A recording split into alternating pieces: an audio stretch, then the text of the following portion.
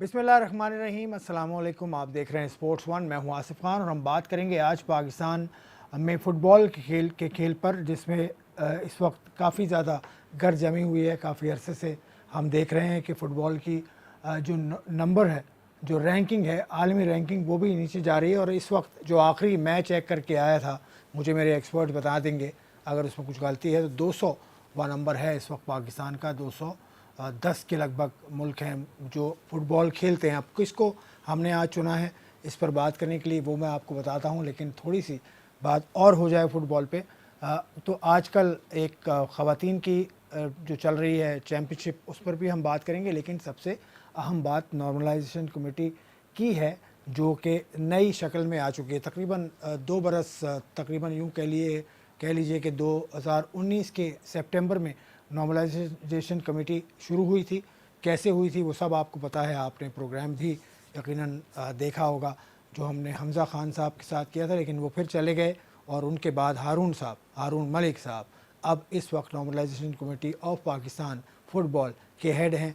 और वो क्या कर रहे हैं, क्या करना चाहते हैं, वो सब हम जानेंगे आज के प्रोग्राम में। हमारे साथ जो गेस्ट हैं वो काफ़ी ज़्यादा फ़ुटबॉल पे कवरेज करते रहते हैं, काफ़ी ज़्यादा कवरेज करते हैं। इंटरनेशनली भी एक बहुत बड़ा मुकाम है उनका। 2 फुटबॉल वर्ल्ड कप कवर कर चुके हैं पाकिस्तान के लिए और इस वक्त भी कुछ ना कुछ कर रहे हैं। तो उनसे जानते हैं कि क्या आगे वो करने का इरादा रखते हैं। उमैद वसीम मेरे साथ आज मौजूद हैं, फ़ुटबॉल की दुनिया के बेताज बादशाह। बहुत सही। शुक्रिया आसिफ भाई। बस हमारी कोशिश है फुटबॉल पाकिस्तान में अच्छी हो जाए, हमारे लिखने से अगर कुछ बेहतरी आए तो देखें इंशाल्लाह क्या होता है। लेकिन अभी सिचुएशन, अभी मैं इनफैक्ट जब शो पर आ रहा था तो मेरे पास एक मैसेज आया जिसमें आज एक प्रेस कॉन्फ्रेंस हुई है इस्लामाबाद में, जिसमें कुछ लोगों ने फिर नॉर्मलाइजेशन कमेटी पे प्रेशर डाला है कि जी आप इलेक्शन का मैंडेट, वो रोड मैप जारी करें। तो सिचुएशन काफ़ी, मतलब आप ये समझ लें कि देखिए नॉर्मलाइजेशन कमेटी चेंज हुई। हमज़ा खान ने दिसंबर में रिज़ाइन दे दिया। उन्होंने बोला मैं और कंटिन्यू नहीं कर सकता, पाकिस्तान फुटबॉल बहुत मुश्किल है कंट्रोल करना। तो अब फिर फीफा ने हारून मलिक साहब को बनाया चेयरमैन। हारून मलिक साहब का बैकग्राउंड मैं थोड़ा सा बता देता हूँ। वो बेसिकली एक टेक एंटरप्रेन्योर हैं, कनेडियन पाकिस्तानी नेशनल हैं। फुटबॉल में उनका काफ़ी पिछले 2 साल से उन्होंने थोड़ा सा एक इस तरह एक सोशल मीडिया चैनल के थ्रू अपनी एंट्री की थी। फीफा ने उनको सेलेक्ट किया इस रोल के लिए। बहुत अहम रोल है नॉर्मलाइजेशन कमेटी के चेयरमैन का, क्योंकि अब देखें कि हमने जो लास्ट शो किया था हम पूरा ट्रेस करते हुए आए थे कि 2015 में डिस्प्यूट शुरू हुआ, आज हम 2021 में खड़े हुए हैं। 6 साल हो गए तकरीबन, जून में हो जाएंगे। इतना तवील अरसा है जिसमें पाकिस्तान फुटबॉल ने बहुत सफ़र किया। अब अगर नॉर्मलाइजेशन कमेटी जिस तरह, अगर जैसे मेरा एक पर्सनल व्यू है और मैंने ये काफ़ी दफ़ा मेरी बात फीफा वालों से भी होती रही और वैसे भी, तो मैं उनको यही बताता रहा, देखें आप नॉर्मलाइजेशन कमेटी तो लगा रहे हैं लेकिन आप उनको वो एम्पावर करें कि जी आप बहुत सारी चीज़ें कर सकते हैं। जब हमज़ा खान थे PFFNC के चेयरमैन, तो उनको फीफा ने उतना एम्पावर नहीं किया था। उन पे एक तलवार लटक रही थी कि बस इलेक्शन करवाना है और करवाना है। इलेक्शन एक बड़ा कॉम्प्लिकेटेड प्रोसेस है पाकिस्तान फुटबॉल का, क्योंकि एक तो आपकी कोर्ट इलेक्टेड बॉडी है। जो सुप्रीम कोर्ट ने इलेक्शन करवाए थे उसमें एक बॉडी इलेक्ट हुई थी जो अभी भी एक लीगली वो PFF है जो एग्जिस्ट करती है। फीफा लेकिन उसको मानती नहीं है, तो फीफा की नॉर्मलाइजेशन कमेटी आई हुई है। तो अब असल में जो ऑफिशियल्स जो उस इलेक्शन में इलेक्ट हुए थे वो काफ़ी शोर मचा रहे हैं। काफ़ी मतलब चीज़ें हैं थोड़ी। हमज़ा खान की जो नॉर्मलाइजेशन कमेटी थी वो सितंबर 2019 में आई थी। बिल्कुल 19 में आने के बाद दिसंबर 2020 में उन्होंने इस्तीफ़ा दिया, बिल्कुल यानी 1.5 साल उन्होंने तकरीबन गुजारा। जी। तो क्यों? देखिए अब मैं जिस तरह से इसको देखता हूँ कि जो भी नॉर्मलाइजेशन कमेटी का चेयरमैन आएगा उसके लिए हर्डल्स बहुत होंगे। एक तो आपके जो इलेक्टेड ऑफिशियल जो पहले थे, देखिए फुटबॉल एक ऐसी चीज़ है और ख़ासतौर पे फेडरेशन जो कोई छोड़ना नहीं चाहता। वहाँ हमने देखा उसके जो 14 साल रहे थे जी फैसल बिल्कुल सालेहात साहब। बिल्कुल। तो अब उस में से मतलब सबके बड़े इंटरेस्ट हैं कि जी फुटबॉल फेडरेशन हम क्यों छोड़े। अब मसला ये है कि हमारे बड़े मसाइल जो है ना वो सिर्फ इलेक्शन के नहीं है, मसाइल कॉन्स्टिट्यूशन के भी हैं। अब लोगों का बड़ा आर्ग्यूमेंट है कि जी कॉन्स्टिट्यूशन जो है वो जब इलेक्टेड बॉडी आएगी वो चेंज करेगी। जो मेरी सोर्सेज मुझे बता रही हैं कि फीफा अभी ये भी कंसिडर कर रही है कि हम कॉन्स्टिट्यूशन चेंज करके इलेक्शन करवा दें। अच्छा, तो ये कौन कराएगा चेंज? नॉर्मलाइजेशन, फीफा नॉर्मलाइजेशन सिर्फ कमेटी के 4 थ्रू लोग कराएगी नॉर्मलाइजेशन कमेटी के, उनको ये इख्तियार होगा जी। मतलब ये अभी कुछ बातें चल रही हैं वो उसमें भी, क्योंकि एक बड़ा लीगल रैंगल हो सकता है, क्योंकि अभी ऑलरेडी आप देखें कि जो मुझे नज़र आ रहा है कि जिन लोगों के फेवर में इलेक्शन रिजल्ट नहीं आएगा वो सीधा कोर्ट जाएंगे। मतलब जो लोग इलेक्टेड ऑफिशियल्स थे और वो अभी बहुत नाराज़ हैं कि इलेक्शन रोड मैप नहीं दिया गया अभी तक पीएफएफ के साथ। पीएफएफ के हारून मलिक साहब से मेरी अभी पिछले हफ्ते ही बात हुई थी, तो वो ये बोल रहे थे मैं अप्रैल में रोड मैप दूंगा।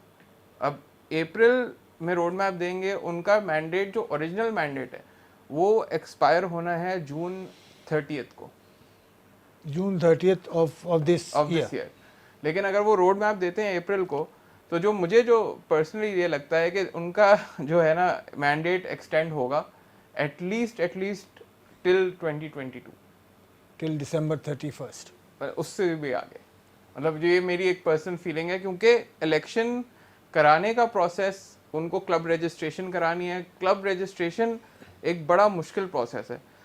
बहुत सारे जो पुराने ऑफिशियल्स हैं वो ये प्रेशर डाल रहे हैं कि जी आप इलेक्शन बस करवा दें, और 2015 में जो क्लब्स रजिस्टर्ड थे उनकी वोटिंग लिस्ट से आप इलेक्शन करा दें। लेकिन अब 2015 से 2021 तक बहुत सारे क्लब्स आए हैं, बहुत सारे क्लब्स फोल्ड हो चुके हैं, तो वो इलेक्शन जो भी होगा वो एक फेयर प्रोसेस के थ्रू नहीं होगा। और फीफा यही चाहती है कि इलेक्शन फेयर प्रोसेस के थ्रू। तो फीफा ये नहीं कर सकती कि अपना कोई बंदा यहाँ भेज दे, कोई ओवरसियर भेज दे? नहीं, हारून मलिक तो है ही ना उनके बंदे, उनको उनके तो बंदे- फीफा ही तो पैसे ये दे रही है। इनके ये 4 बंदे क्या करेंगे?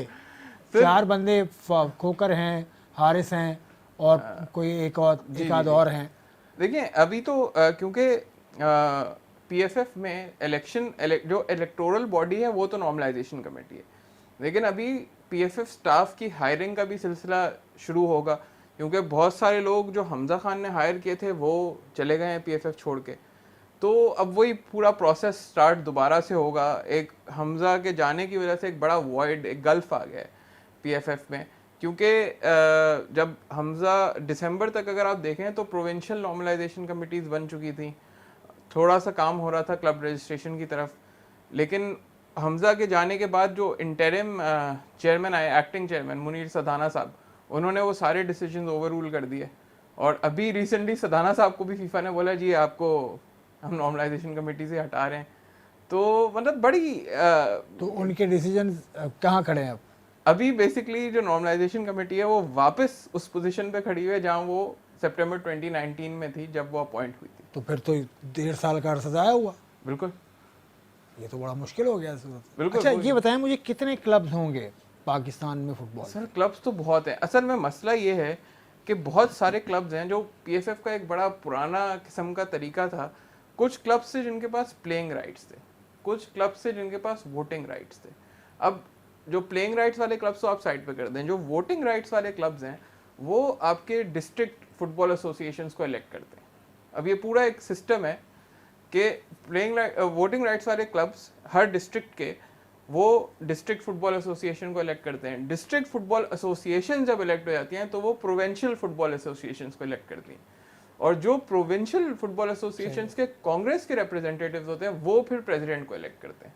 तो it's a very multi layered और मल्टी टियर्ड प्रोसेस। 2018 में मुझे याद है, मैं फुटबॉल की कवरेज के लिए गया था कोयटा, तो वहीं पर एक टूर्नामेंट हो रहा था जहाँ पे 48 क्लब्स थे, बिल्कुल, जो कि रजिस्टर्ड, इलेक्टेड, जो भी कुछ होता सब कुछ उनके पास है। सही। तो ये बलूचिस्तान जैसे इलाके में 48 क्लब्स, तो फिर सिंध में कितने होंगे, फिर कराची में ही बहुत सारे, बलूचिस्तान में कितने, फिर आपकी सरहद में केपीके में, और बाकी पंजाब में कितने होंगे वो आप अंदाज़ा लगा सकते हैं। कम से कम भी जो एक नंबर जो मेरे दिमाग में आता है कि ये एक एस्टिमेट है कि 20,000 क्लब्स तो हैं जो ऑन पेपर एग्जिस्ट करते हैं, या मतलब वो हैं, ये एक वो नंबर है। उसके बाद फिर हम आते हैं जो वोटिंग राइट्स वाले हैं। अब जैसे आप सिर्फ झंग डिस्ट्रिक्ट देख लें तो झंग में 6 क्लब्स हैं। ढंग में कोई वजह होगी उसकी। हाँ, बस वो इलेक्शन के लिए क्लब्स की जरूरत है। चलें, एक क्या वजह हो सकती है, क्या इलेक्शंस में जो इस तरह की चीज़ें आती हैं जहां क्लब्स का नंबर बहुत ज़्यादा मैटर करता है, इस पर भी हम बात करेंगे इस ब्रेक के बाद।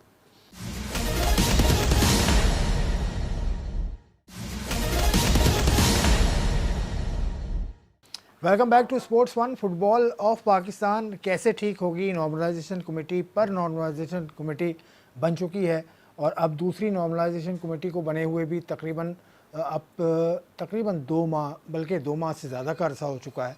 20 जनवरी को आई थी ये हारून साहब की कमेटी। जो इससे पहले हमजा साहब की कमेटी थी, उसमें उन्होंने ये कहा था, वो बैठे हैं मेरे साथ एक दफ़ा प्रोग्राम में 1 या 2 मरतबा, और उन्होंने ये कहा था कि उन्हें बहुत सारी चीज़ें जो वो मांग रहे हैं लोगों से, मुख्तलिफ डिस्ट्रिक्ट से या आपकी जो भी स्ट्रक्चर होता है फुटबॉल का, वो उनको नहीं मिल पा रही, तो इस वजह से उनके यहाँ रुकावट है। तो ये सही बात है? जी बिल्कुल। मतलब बहुत सारे, अब जैसे क्लब स्क्रूटनी कराने का ना बड़े बड़े तरीके हैं। जो सबसे एक अच्छा तरीका ये हो सकता है कि आप डिस्ट्रिक्ट में टूर्नामेंट्स करा दें। होता ये है यूजुअली जो क्लब्स पेपर पे रजिस्टर्ड होते हैं और जिनके वोटिंग राइट्स होते हैं ना, उनमें कभी कभार ऐसा होता है कि एक प्लेयर 3 क्लब से खेल रहा होता है। अच्छा।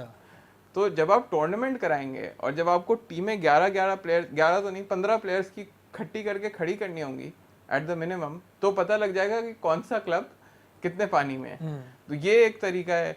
फिर या तो आप फिर सब कुछ कंप्यूटराइज करें, प्लेयर्स के NICs, वो एक फिर डेटा आप सारा कलेक्ट करें और फिर उसको मिक्स एंड मैच कर लें कि जी कहीं कॉन्फ्लिक्ट तो नहीं आ रहा। तो अब ये जो चीज़ें हैं ये एक बड़ा लंबा प्रोसेस है। क्लब्स जो हैं, क्योंकि बहुत सारे क्लब्स की जो हैं वो डिस्ट्रिक्ट्स के साथ एफिलिएशन है, और डिस्ट्रिक्ट्स का मतलब ये हो गया कि जो डिस्ट्रिक्ट से प्रेसिडेंट्स हैं उनके नाम पे भी बहुत सारे क्लब्स हैं। तो वो बेसिकली उनके जो वोट्स क्लब्स हैं वो क्लब्स वो वोट्स गारंटी करते हैं उनके लिए। तो अब जब तक ये पूरे सिस्टम्स इन प्लेस नहीं आएंगे तो आप एक फेयर इलेक्शन तो नहीं करा सकते।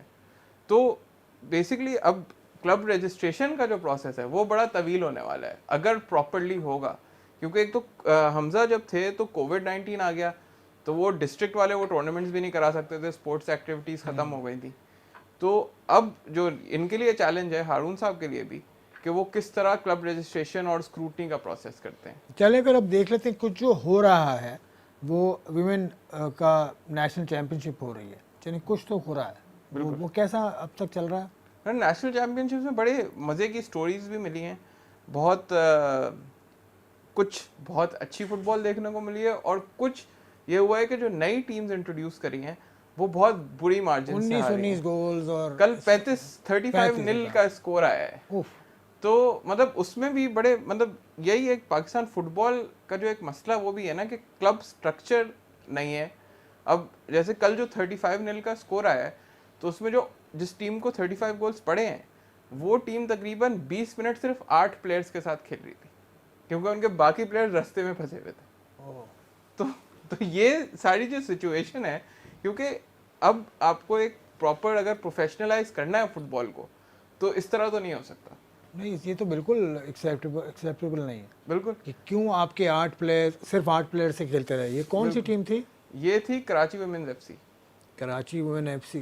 तो ये किसके अंडर है ये टूर्नामेंट? असल में अब जो विमेन क्लब्स है ना, देखिए मेंस का सिस्टम फिर भी थोड़ा सा आप कह रहे कि बेहतर है, वो डिपार्टमेंट्स के अंडर आते हैं।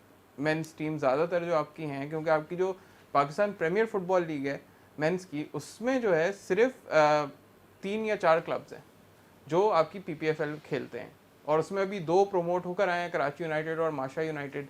बाकी बलोच FC साउथ अफ्रीका वाले जो साहब हैं, साउथ अफ्रीका से। जी बिल्कुल। और माशा यूनाइटेड ने अब वुमेन्स टीम भी अपनी खड़ी की है, जिसमें 4 प्लेयर्स नेपाल से मंगवाई हैं। लेकिन सिर्फ जो बाकी क्लब्स हैं, अब बहुत सारे क्लब्स ऐसे हैं जिन्होंने कोच को टूर्नामेंट से 2 दिन पहले हायर किया है, उनके पास ग्राउंड्स नहीं है ट्रेनिंग के लिए। उन्होंने टीम्स तो डाल दी हैं, लेकिन अब वो प्लेयर्स को कहाँ ट्रेन कराएंगे, क्या फैसिलिटीज़ हैं। कल जो सबसे जो एक मज़े की स्टोरी थी वो थी हज़ारा गर्ल्स फुटबॉल एकेडमी की। वो मंगो पीर में फुटबॉल एकेडमी है, और वो अली चंगेज़ी साहब हैं जो उसको चलाते हैं। उनकी टीम ने क्वार्टर फाइनल्स के लिए क्वालिफाई किया, और बड़ी मतलब ये एक फुटबॉल की जो हम कहते हैं ना जो रोमांटिक साइड ऑफ फुटबॉल कि अच्छा। उसमें जो लड़कियां हैं वो 13 साल से कम उम्र की हैं सारी। उन्होंने कल गिलगित को हराया 1-0 और वो क्वार्टर फाइनल में चले गए। तो वो पूरी कम्युनिटी के लिए जो मंगोपीर की है वहाँ पे कल उनको बिल्कुल हीरोज रिसेप्शन मिला और बड़े उन पे फूल फेंके गए और बड़े उनको सही तरह से एक प्रॉपर प्रोटोकॉल मिला। जो एक आप चाहते हैं कि फुटबॉल में ये चीज़ें हों, ये चीज़ें आपको देखने को मिलें, लेकिन वही इसके बरक्स जो है वो आप 8 प्लेयर्स के साथ टीमें खेल रही हैं। आप तो 35 गोल से आ रहे हैं। दोनों चीज़ें को बैलेंस करना ना बड़ा ज़रूरी है। तो वो अब इस चैंपियनशिप में इवन मतलब मेरा एक जो ज़ाती मतलब पर्सनल वो था व्यू कि जो नई टीम्स आई थी उनका पहले आप एक टूर्नामेंट कराते और फिर उनको आप नेशनल वुमेन्स चैंपियनशिप में डालते हैं। नेशनल वुमेन्स चैंपियनशिप भले आप 10 टीम्स की करते हैं और बाकी की 10 टीम्स आप सेकंड टीयर टूर्नामेंट कराते, उसमें से जो 2 टॉप टीम्स होती हैं उनको आप नेशनल चैंपियनशिप में डाल देते।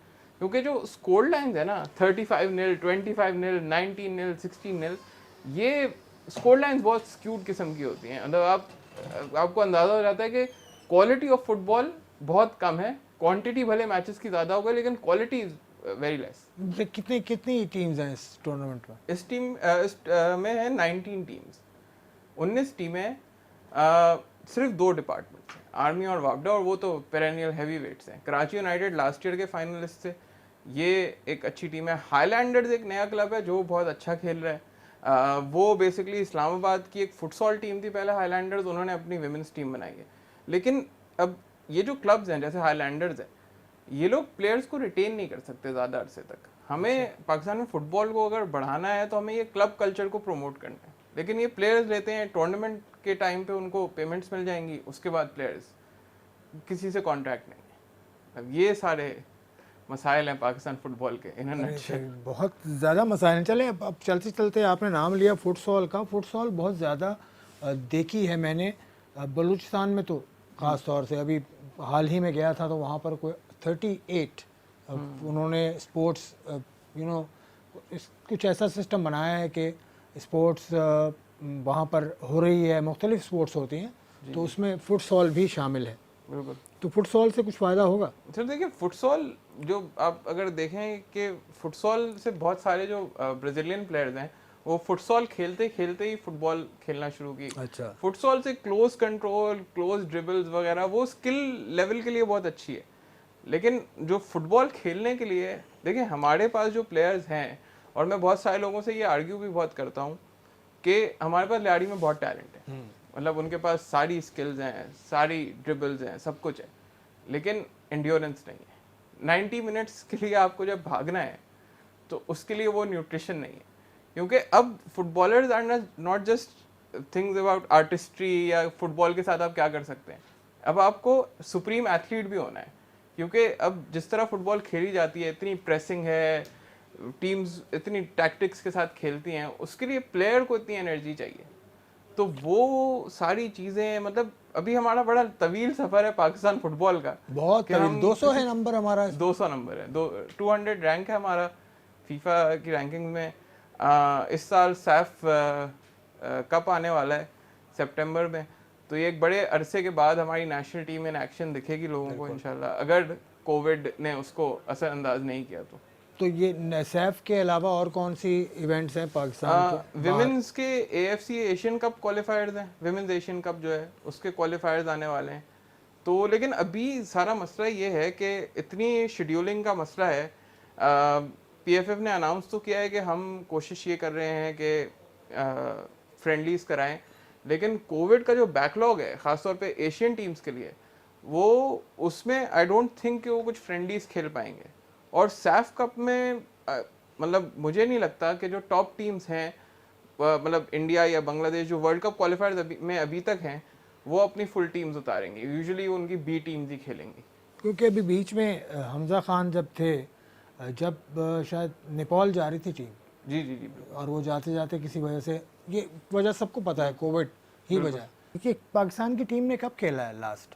पाकिस्तान की टीम ने जो लास्ट खेला है वो वर्ल्ड कप क्वालिफायर खेला था 2019 में, पाकिस्तान की मेंस टीम। जी जी, मेंस टीम। और वुमेन्स टीम ने तो मैं तो याद नहीं वुमेन्स टीम ने तो बहुत अरसा हो गया है नहीं खेला। हाँ, एक दफ़ा बल्कि अभी गए थे शायद, कहाँ गए थे, खैर मुझे याद नहीं आ रहा इस वक्त। विमेंस टीम का कैंप लगा था, नेशनल टीम लगा कैंप। जी कैंप लगा था, वो जा नहीं सके वो। बिल्कुल बिल्कुल। तो 2019 में आखिरी मर्तबा विमेन हमारे मेंस टीम ने खेला और उन विमेंस टीम का पता नहीं है। तो ये सूरत हाल है। बाहर भी ऐसे ही होता है? नहीं, बाहर क्या आपने देखिए 2 वर्ल्ड कप आपने कवर किए हैं, एक ये हुआ था रशिया में, एक हुआ था ब्राज़ील में। तो ज़रा ब्राज़ील की कहानी बताएं ना, ज़रा टॉप टीम है। सर देखें, अब हमारा जो है ना, असल में हम हमेशा फोकस और प्रायोरिटीज़ की सारा गेम है। हमारे पास बड़ा अच्छा चांस था 2019 में कि हम कैम्बोडिया को हराते ओवर 2 लेग्स, फर्स्ट जो हमारा stage of world cup qualifying था वो हम जीत जाते, तो हमारे पास अभी सारे इंटरनेशनल विंडोज़ में फिक्सचर्स होते। ये जो AFC का जो वर्ल्ड कप क्वालिफिकेशन प्रोसेस है ना, वो बड़ा मज़ेदार है फॉर दोज टीम जो पहले राउंड से आगे निकल जाए। अच्छा, तो अब जैसे आप देखें, इंडिया के पास अभी पूरा कॉम्प्लीमेंट ऑफ फिक्सचर्स है, वो पूरे पैक्ड हैं।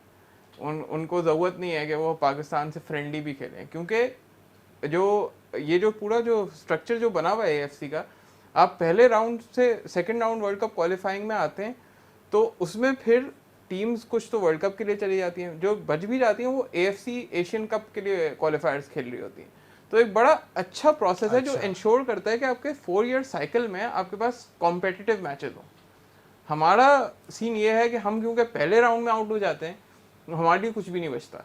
अब जो इंटरनेशनल विंडोज आती हैं उसमें जो बाकी बड़ी टीम्स हैं एशिया की, वो अपने कम्पिटिटिव फिक्चर्स खेल रही होती हैं। आपके पास एक पूल बचता है 6 लास्ट प्लेस टीमों का, जिनसे आप कोशिश करते हैं कि आप कोई मैच खेल लें, लेकिन वो भी अरेंज होना बड़ा मुश्किल है। बड़ी अफसोसनाक सूरत हाल है सर। ये फुटबॉल का कोई पता नहीं कौन सा हवा हमने शो किया था, लेकिन उसके बावजूद इससे भी कुछ ऐसा नहीं निकला। उम्मीद है, अभी भी है।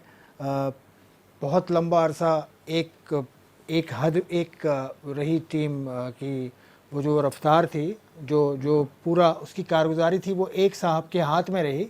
14 साल का अरसा है वो जो फैसल साहब के साथ रहता है, और उसके बाद से सूरत हाल नॉर्मलाइजेशन कमेटी के साथ जारी है, और फिर एक नॉर्मलाइजेशन कमेटी और उसके बाद दूसरी नॉर्मलाइजेशन कमेटी।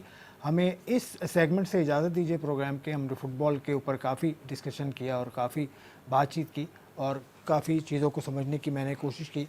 आपसे इस सेगमेंट से इजाज़त चाहते हैं। इसके बाद आपसे मुलाकात होगी। एक सेगमेंट हम करेंगे फरहान महबूब साहब के साथ, जिनको प्राइड ऑफ परफॉर्मेंस अभी मिला है कल ही, और वो इसको कैसे सेलिब्रेट कर रहे हैं और क्या उनके इरादे हैं आगे, उस पर हम बात करेंगे इस ब्रेक के बाद।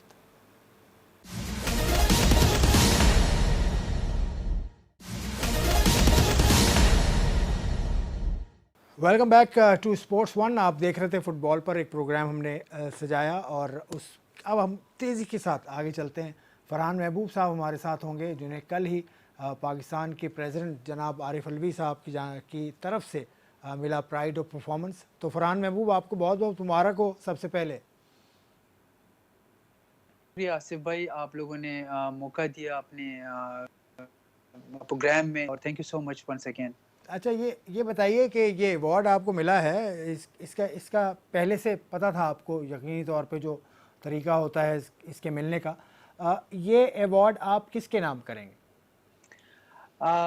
ऑफ कोर्स आसिफ भाई, मुझे पहले से भी पता था, क्योंकि मुझे हमेशा फैमिली ने बड़ा सपोर्ट किया है। अपने वालिद महबूब खान ने, मेरी माँ की दुआएं मेरे साथ है, मेरी फैमिली ने, मेरी वाइफ ने, मतलब मेरे पूरे फैमिली ने मुझे बहुत सपोर्ट किया है, और इन्हीं की सपोर्ट से और इन्हीं की दुआओं से आज मैं इस मकाम पे पहुंचूं कि मुझे इतना बड़ा पाकिस्तान का सदारती अवार्ड मिला है। अभी तक आप इसको सिंक इन कर सके हैं? मतलब are you okay now? Phone आ रहे हैं कि नहीं आ रहे अब तक? जी जी बिल्कुल, फ़ोन्स बहुत ज़्यादा आ रहे हैं, और मैंने जिस तरह आपको बताया कि सुबह से लेके, बल्कि कल से लेके अभी तक अल्हम्दुलिल्लाह मुझे इतने मतलब मैसेजेस आए, मतलब डिफरेंट उस पे, और फ़ोन्स आ रहे हैं। अभी तक रिश्तेदारों के फ़ोन आ रहे हैं, दोस्तों के फ़ोन आ रहे हैं, तो सब बहुत ज़्यादा खुश है, क्योंकि मकाम हमारे लिए बहुत बड़ा है, और मतलब एक प्राउड मोमेंट है हमारे लिए, तो मैं बहुत ज़्यादा खुश हूँ। अच्छा फरहान, अब आपके आगे इरादे क्या हैं? वैसे आप, मुझे देखने से ऐसा लग रहा है कि फिज़िकली आप पहले से ज़्यादा फिट हो गए हैं। जी, आसिफ भाई, पास्ट में थोड़ा-सा पिछले, अभी जब कोरोना पीक पे था, और मैंने थोड़े से वेट पुट ऑन कर लिया था क्योंकि मैं इतना स्क्वॉश नहीं खेल रहा था। बहुत लिमिटेड स्क्वॉश खेला था, लेकिन अभी पिछले 2 मंथ से मैंने ट्रेनिंग बहुत ज़्यादा कर ली थी, फिर से शुरू की है मैंने, ताकि क्योंकि मेरे आगे जो अपकमिंग इवेंट्स आ रहे हैं तो मैं उसके लिए तैयार रह सकूँ और मतलब मैं अल्हम्दुलिल्लाह फिट हूँ। जितने भी इवेंट्स आएँगे तो इंशाल्लाह ताला आप लोग मुझे उसमें देखेंगे और इंशाल्लाह ताला परफ़ॉर्मेंस भी मेरी अच्छी रहेगी। वैसे हाल में जो इवेंट्स हुए हैं, चाहे कहीं पर भी हुए हों, पूरे मुल्क में हुए हैं स्क्वॉश के इवेंट्स, आप नज़र नहीं आए उसमें मुझे। जी, बिल्कुल आसिफ़ भाई, मैं जिस तरह आपको अभी बताया था कि मैं फिट नहीं था और मुझे कोई एक इंजरी हुई थी, ग्रोइंग इंजरी हुई थी, कोर्ट में ही हुई थी और मैं उसके बाद फिर थोड़ा-सा सेट हो गया था। मैंने इंटर था टूर्नामेंट में, लास्ट जो 2 टूर्नामेंट हुए थे मुल्तान में और एक हुआ था इस्लामाबाद में। लेकिन उस दौरान मुझे पहले मैच में जब मैं इस्लामाबाद वाला टूर्नामेंट भाई के साथ खेल रहा था सेकंड राउंड में, तो मुझे थोड़ी-सी प्रॉब्लम हो रही थी ग्रोइंग में। तो मैंने कहा अगर इस पे मैं ज़्यादा खेलूँगा तो मुझे मतलब अल्लाह ना करे कि मुझे और ज़्यादा तकलीफ़ हो जाए और मैं मतलब लंबे अरसे के लिए मैं फिर इंजर्ड रहूँ। तो मैंने वो टूर्नामेंट से नाम पुल आउट कर लिया और फिर मुल्तान वाला भी नहीं खेला। तो मैंने कहा जहान है तो जहान है। तो आगे इंशाल्लाह ताला जो इवेंट्स आएँगे तो मैं इंशाल्लाह ताला उसके लिए भरपूर अपनी कोशिश करूँगा, तैयार रहूँगा और अपने लिए टाइटल जीत के आऊँगा, अपने मुल्क के लिए टाइटल इंशाल्लाह ताला जीत के लाऊँगा। अच्छा, कोई इवेंट आपकी नज़र में है इस वक्त जो आने वाला है मुस्तकबिल करीब में? जी, आसिफ़ भाई, अभी अपकमिंग टूर्नामेंट्स में मुझे जहाँ तक पता चला है तो एशियन चैंपियनशिप आ रही है, एशियन टीम चैंपियनशिप है मलेशिया में। उसके ठीक 4 दिन बाद इंडिविजुअल शुरू हो रहा है पाकिस्तान में। फिर चीफ ऑफ एयर स्टाफ का भी मैंने सुना हुआ है, chief of air staff tournament आ रहा है, chief of naval staff Karachi में टूर्नामेंट आ रहा है इंटरनेशनल। और ये एक बड़ी प्राइज़ मनी की टूर्नामेंट है जिसमें आपको और हम सबको इंटरनेशनल पार्टिसिपेट के साथ भी मतलब प्लेयर्स के साथ भी पार्टिसिपेट करने का मौका मिलेगा। और देखिए अब इंशाल्लाह ताला वर्ल्ड टीम चैंपियनशिप भी हमारी आ रही है न्यूज़ीलैंड में।